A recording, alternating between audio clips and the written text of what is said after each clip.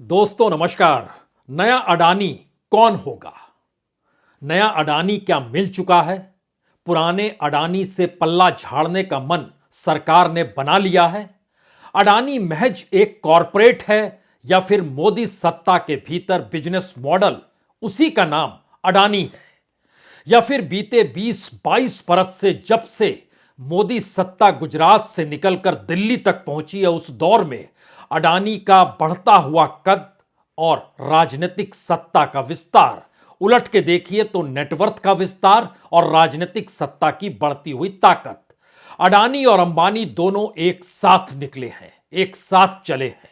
चाहे वो गुजरात मॉडल के भीतर झांक कर देख लीजिए या 2019 के बाद अडानी के बढ़ते हुए नेटवर्थ में सरकार के योगदान को समझ लीजिए। इन तमाम परिस्थितियों में आपको सत्ता का एक बिजनेस मॉडल नजर आएगा जो कि क्रोनी कैपिटलिज्म से कहीं आगे है।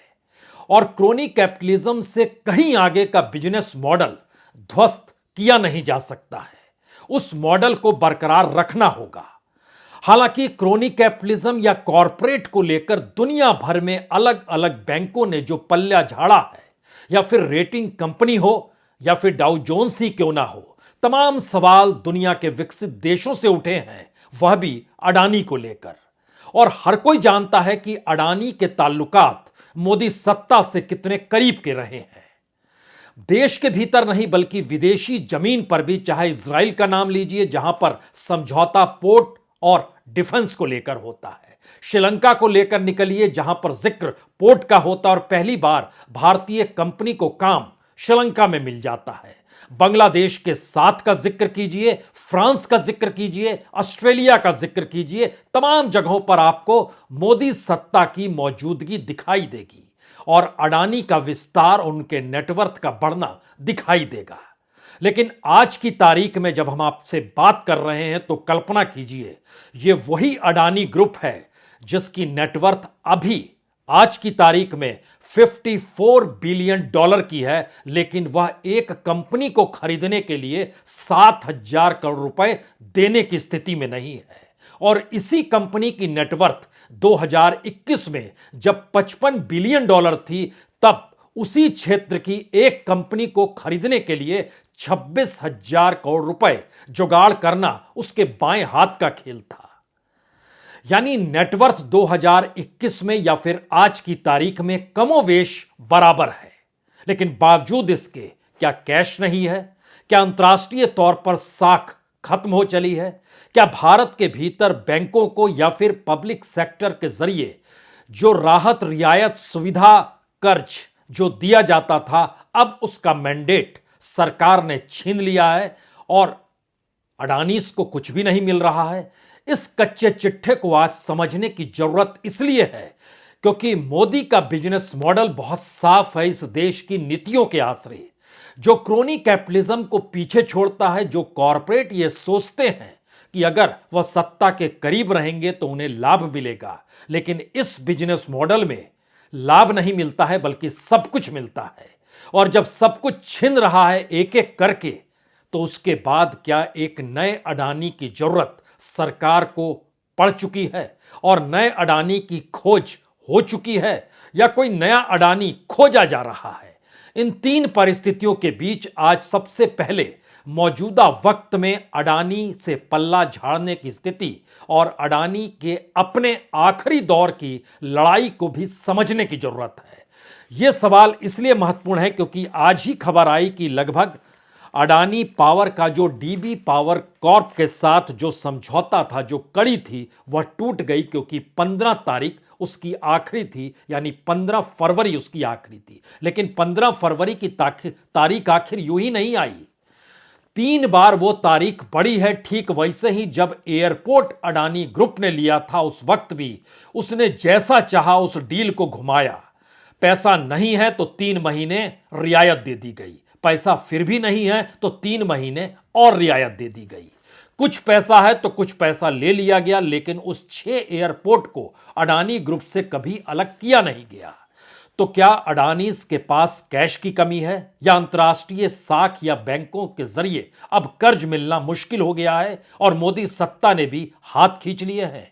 क्योंकि इन्हीं सब के बीच टाटा के एयरलाइंस को लेकर जो 500 एयरक्राफ्ट की जो और बोइंग की जो डील फ्रांस और अमेरिका के साथ हुई, वह एक डील दो बड़ी कंपनियों के बीच थी या तीन बड़ी कंपनियों के बीच थी, लेकिन उसमें भी आपको प्रधानमंत्री मोदी की मौजूदगी दिखाई दे गई, जहां पे फ्रांस के राष्ट्रपति मैक्रोन भी थे और वहीं पर हस्ताक्षर हो रहे थे और अमेरिका और ब्रिटेन को कहना पड़ा इससे बड़ी नौकरियां मिलेंगी।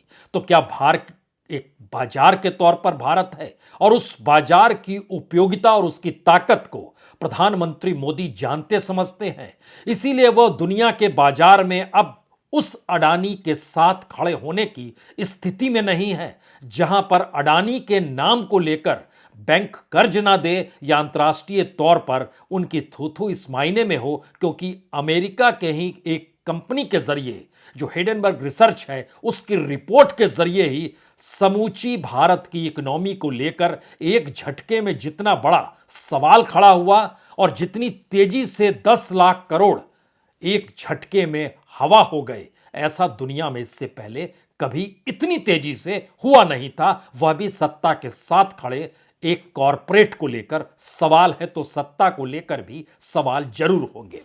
लेकिन जरा पन्नों को खोलिए और शुरुआत में इस बात को समझने की कोशिश कीजिए कि 18 अगस्त 2022 में शेयर बाजार को बाकायदा अडानी ग्रुप ने जानकारी दी थी, यानी पिछले साल अगस्त के महीने का हम आपसे जिक्र कर रहे हैं कि डीबी पावर का वह अधिग्रहण करेगी।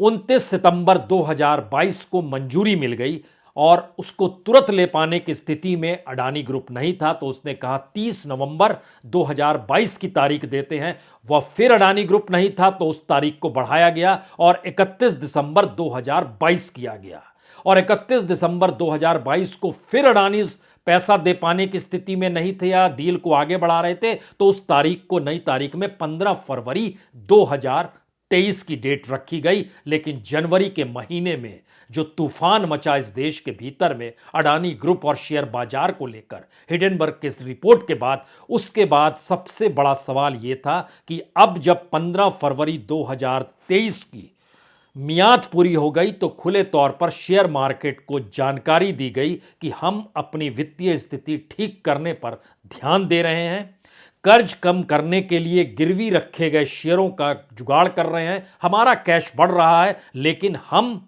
इस डील को खत्म करते हैं, यानी अब मियाद देने की स्थिति में नहीं है। तो सोचिए जरा, आज की तारीख में अडानी ग्रुप का जो पूरा नेटवर्थ है ये 54.8 बिलियन डॉलर का है और 2021 में ये 55.4 बिलियन डॉलर के होते थे और उस वक्त उन्होंने एसबी एनर्जी इंडिया को खरीदा था। बैंकों से कर्ज लिया, अंतर्राष्ट्रीय तौर पर भी कर्ज लिया गया। 26,000 करोड़ का कर्ज तब जुगाड़ करना आसान था, लेकिन आज की तारीख में 7,017 करोड़ का जुगाड़ करना मुश्किल है। तो क्या मोदी सत्ता ने हाथ पूरे तरीके से खींच लिया है? क्योंकि इतनी रकम भारत के बैंकों के जरिए अडानी को देना चुटकी भर का काम है, या एलआईसी भी दे सकता है, लेकिन एलआईसी हो या एसबीआई बोर्ड हो, इस दौर में राजनीतिक तौर पर जो हंगामा समूचे देश में बनते बनते राजनीतिक परसेप्शन के जरिए राजनीतिक मुद्दा बन रहा है, उसके आश्रय सरकार को क्या लगने लगा है कि अब अडानी के साथ खड़े नहीं हुआ जा सकता है? क्योंकि यह एक राजनीति परसेप्शन से अगर चलती है, तो दूसरी तरफ प्रधानमंत्री मोदी ने इस देश को जो 5 ट्रिलियन का सपना दिखाया, उसके पीछे का जो पूरा बिजनेस मॉडल था वह इस देश के बेसिक इंफ्रास्ट्रक्चर को डेवलप करने से जुड़ा था। और इंफ्रास्ट्रक्चर किनके हाथ में होगा, उसके सबसे बड़े प्लेयर या कहें भारत के इंफ्रास्ट्रक्चर और इंडस्ट्रियल पॉलिसी के पोस्टर बॉय और कोई नहीं, अडानी ही थे। और आज की तारीख में 7,000 करोड़ रुपया जुगाड़ करना उनके लिए मुश्किल है, वह भी उस कंपनी के लिए जो कि 13.6 गीगावाट की क्षमता उसके पास अडानी पावर के पास है। 7 राज्यों में थर्मल पावर प्लांट चलते हैं, 40 मेगावाट का सोलर प्लांट है, ग्रीन एनर्जी में लगातार वो कदम रख रहा है। तो सवाल सबसे बड़ा यह है कि अगर ऐसी स्थिति अडानी ग्रुप के साथ मौजूदा वक्त में है, तो इसके पीछे का सच क्या है?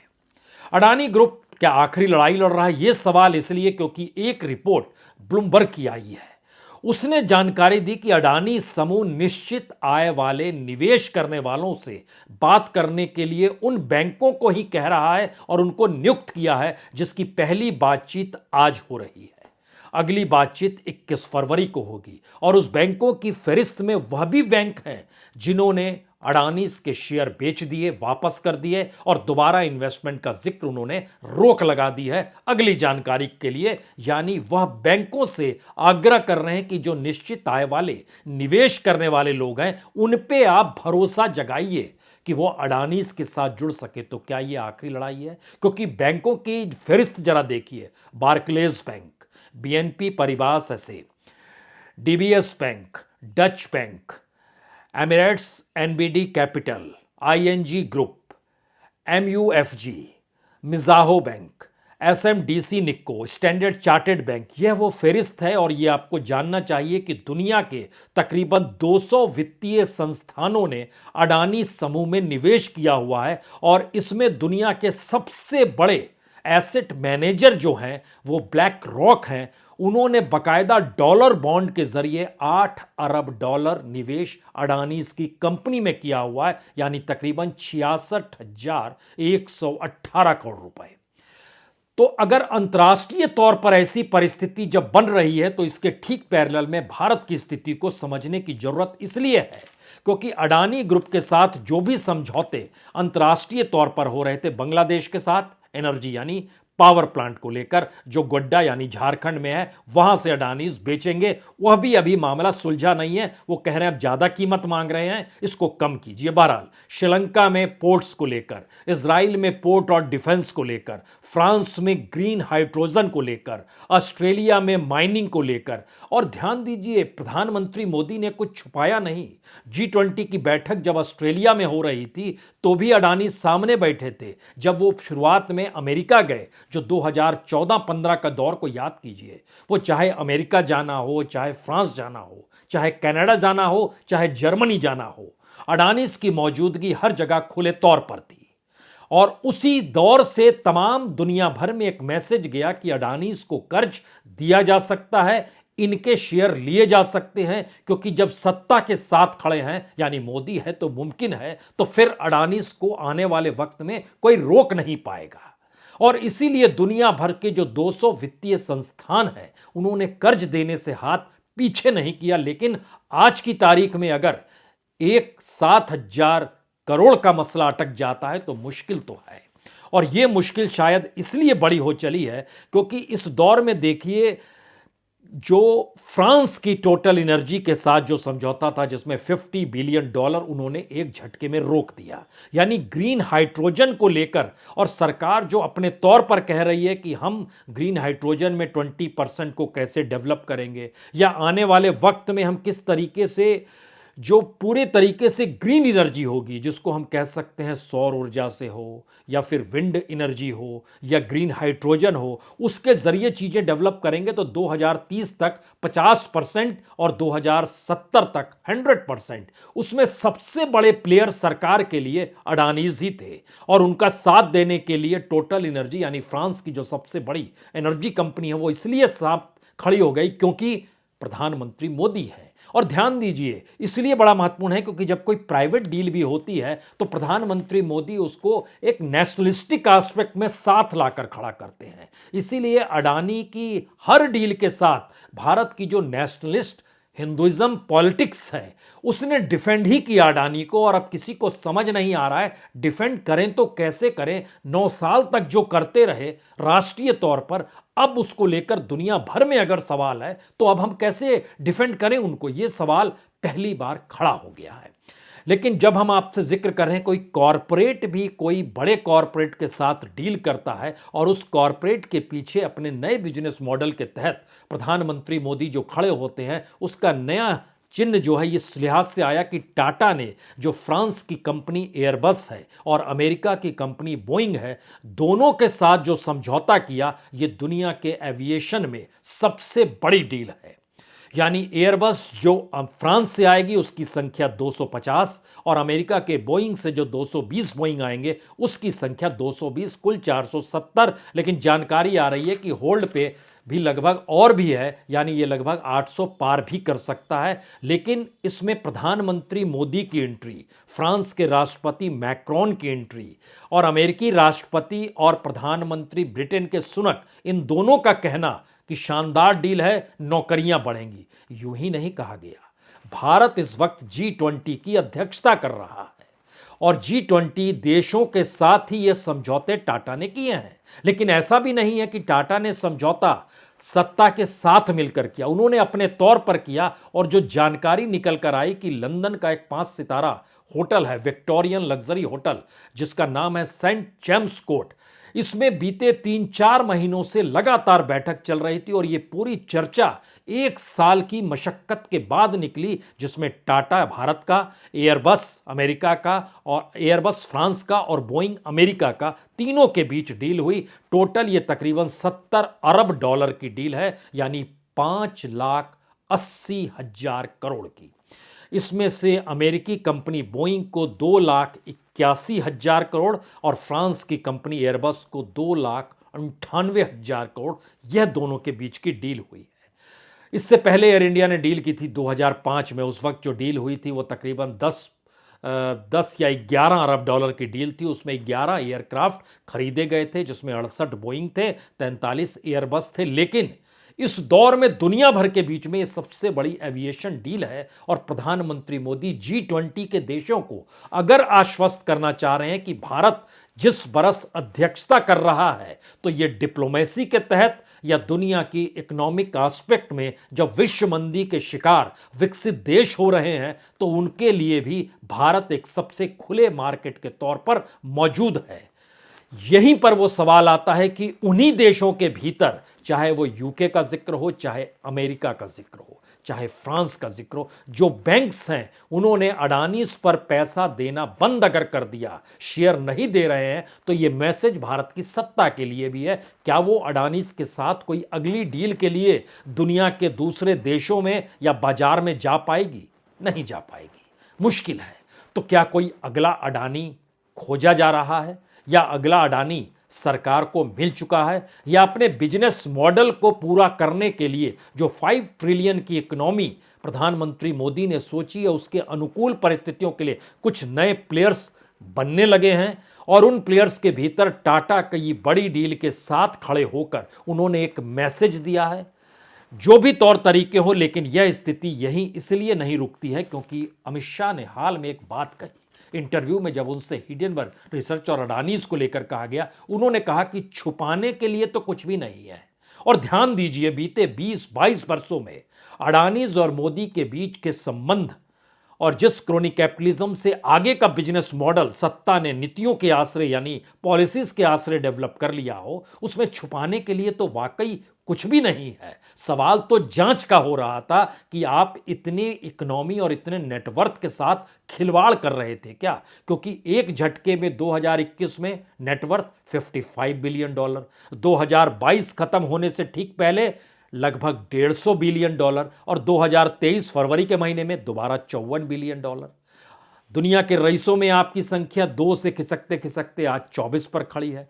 तो इसका मतलब है कि ग्लोबल मार्केट भी इफेक्ट हुआ है और ग्लोबल मार्केट जब इफेक्ट होता है तो वह किसी भी कंट्री में, डेवलपिंग कंट्री हो, पुअर कंट्री हो या डेवलप कंट्री हो, उसको लेकर वो सचेत हो जाता है। क्योंकि इकोनॉमी जो है दुनिया में नई ताकत के साथ उस इकोनॉमिक वार को मजबूती देती है, जिस इकोनॉमिक वार के आश्रय एक तरफ रशिया जो भारत को मदद कर रहा है तेल के जरिए, जो अब गले की फांस धीरे धीरे बनने लगा है कि हमें एक्सपोर्ट इस रूप में करना पड़ रहा है, पैसा देना पड़ रहा है। इससे पहले रशिया को हम पैसा नहीं देते थे, जो हथियार लेते थे उसकी एवज में दूसरे सामान देते थे। लेकिन आज की तारीख में स्थिति थोड़ी बिगड़ रही है और बिगड़ते बिगड़ते स्थिति कई जगहों पर इसलिए नाजुक हुई है क्योंकि चाइना और अमेरिका का इकोनॉमिक वार, जापान और चाइना का टकराव, इस दौर के भीतर क्वाड का बनना, ये सारी चीजें मैटर करती है कि इंटरनेशनली प्रभावित जो चीजें हो रही होती है उसमें अगर ग्लोबल मार्केट इफेक्ट हुआ है। और सोचिए कि MSCI सरीखी इमर्जिंग मार्केट इंडेक्स अडानीज की कंपनी को संदेह के घेरे में ले आ रहा है। रेटिंग कंपनियां नेगेटिव दे रही है। भारत के भीतर में जो सेबी है उसको लेकर सवालिया निशान है। आरबीआई के नियम कायदों को लेकर बैंकों के निजीकरण के मद्देनजर भी सवाल है और बैंकों के निजीकरण की दिशा में बढ़ती हुई कदम सरकार ने इस दौर में रोक लिए हैं। और इस बजट में भी जिक्र नहीं किया कि हम बैंक को बेचेंगे, जो पिछले बजट में खुलकर कह रही थी। तो ये सारी चीजें बतलाती है कि जो पारंपरिक क्रोनी कैपिटलिज्म था उससे आगे के रिश्ते अगर अडानी के साथ बिजनेस मॉडल के बने हुए थे और हर डिसीजन के पीछे सरकार थी, तो इस दौर में बैंक और फाइनेंशियल इंस्टीट्यूशन जो हैं वह एक नए अडानी को तलाश रहे हैं। क्योंकि मार्केट में इन्वेस्ट तो करना है, चीजों को डेवलप करना, इंफ्रास्ट्रक्चर को आप रोक नहीं सकते हैं, लेकिन एक भरोसा और विश्वास चाहिए। वो भरोसा और विश्वास इस देश के भीतर में आज की तारीख में कोई कॉरपोरेट नहीं दे सकता है, वो सिर्फ सत्ता दे सकती है। और सत्ता उन्हीं मोदी की है जिन मोदी ने अडानी इसको गुजरात से लेकर दिल्ली तक की परिस्थिति और देश के लिए लाकर खड़ा कर दिया। अब इस ग्रोथ मॉडल में भी चूज करने की स्थिति सरकार की रही हमेशा से। हम चूज करेंगे कौन प्लेयर होगा, हम ही चूज करेंगे कि उनको किस रूप में वह परियोजना मिल जाए, हम ही चूज करेंगे कि उनको इतनी किसी भी हालत में स्ट्रेंथ इकोनॉमिकली मिलती चली जाए। तो ध्यान दीजिए, योजनाएं अडानीज के जरिए और जो इन्वेस्टमेंट का पैसा होता था वह सत्ता के जरिए क्या इस रूप में चल रहा था। और अब जब मार्केट वह भी अंतर्राष्ट्रीय तौर पर प्रभावित हो गया तो एक के बाद एक सवाल खड़े हो गए कि जो पूरी इकोनॉमिक ढांचा इस दौर में खड़ा किया जा रहा था उसको चकनाचूर होने दिया जाए या अडानीज को लेकर साइडलाइन होते हुए किसी नए अडानी को खड़ा कर दिया जाए। अब आने वाले वक्त में जिन्हें जिस रूप में नए प्रोजेक्ट मिलेंगे, नजर उस पर रखने की जरूरत है। और इन सब के बीच सवाल अब उन नेशनल हिंदूवादियों का भी है जो अपने हिंदू नेशनलिस्ट के आश्रय अडानीज को समर्थन लगातार कर रहे थे। सवाल उनका भी है। तो जो सबसे बड़े सवाल इस दौर में उभर कर आ रहे हैं कि जिस बिजनेस मॉडल के आश्रय देश की फाइनेंशियल परिस्थितियों को प्रधानमंत्री मोदी किसी भी रूप में मजबूत करना चाहते हो उसमें उसे वो पीछे हटेंगे नहीं। दूसरा सवाल, जो भारत के भीतर के इंस्टीट्यूशंस की हालत है उसमें पैसा किसी के पास नहीं है। यह बहुत खुले तौर पर नजर आने लगा है। इस बजट ने भी दिखला दिया कि सरकार के पास कितने मुश्किल हालात पैसे को लेकर हो गए हैं।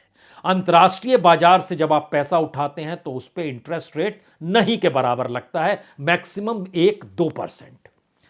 वह पैसा अगर साख की वजह से ना मिले तो शायद ये पॉलिटिकल हार होगी।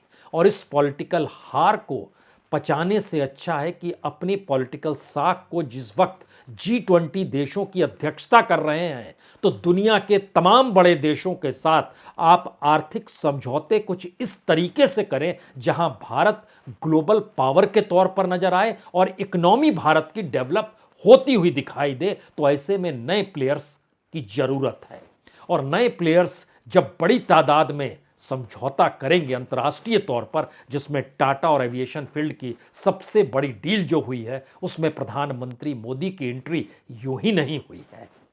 और ये मैसेज है शायद इस दौर में उस इकोनॉमी के लिए जो ये मानकर चलते हैं कि एक कॉरपोरेट के आश्रय देश को अगर बढ़ा रहे थे तो दूसरा मैसेज इसी से निकला है कि अगर वो आगे बढ़ रहे थे, अगर अडानीज के 10 लाख करोड़ शेयर बाजार में डूब गए जो एक लिहाज से पॉलिटिकल इकोनॉमी का हिस्सा थे, तो फिर जो इकोनॉमी दिखाई जा रही है अंतर्राष्ट्रीय तौर पर अब उनका वैल्यूएशन भी इंटरनेशनल बैंक करेंगे जो कि भारत के अलग अलग कॉरपोरेट्स को लोन देंगे।